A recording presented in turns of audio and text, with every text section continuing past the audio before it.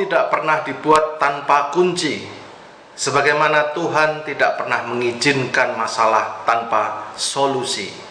Kembali lagi di channel Irawan Arten.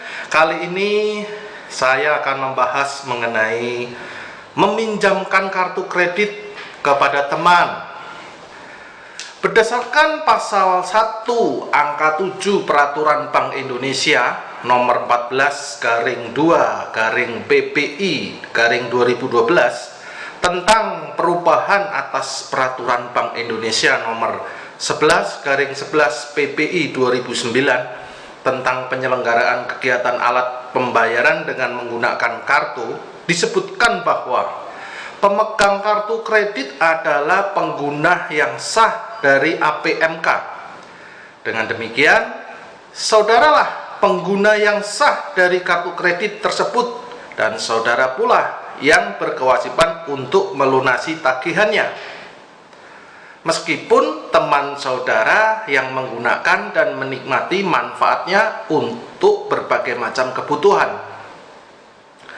Penggunaan kartu kredit oleh teman saudara yang dilakukan atas dasar kesepakatan dan sepengetahuan serta seizin saudara dianggap telah terjadi persetujuan dan kesepakatan antara saudara dengan teman saudara.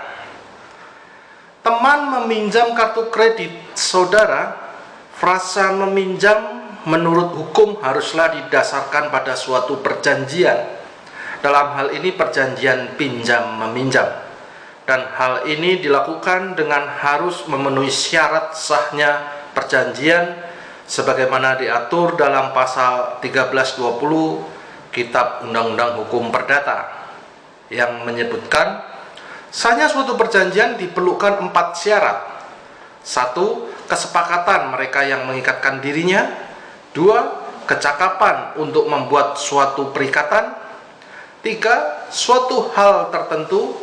Dan 4. Suatu sebab yang halal.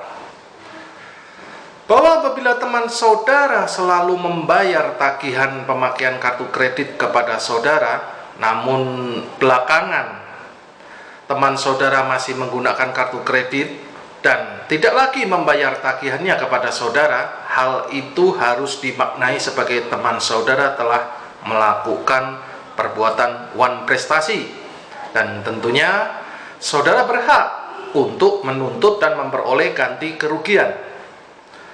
Wan prestasi ini telah diatur dalam pasal 1239 KUH Perdata.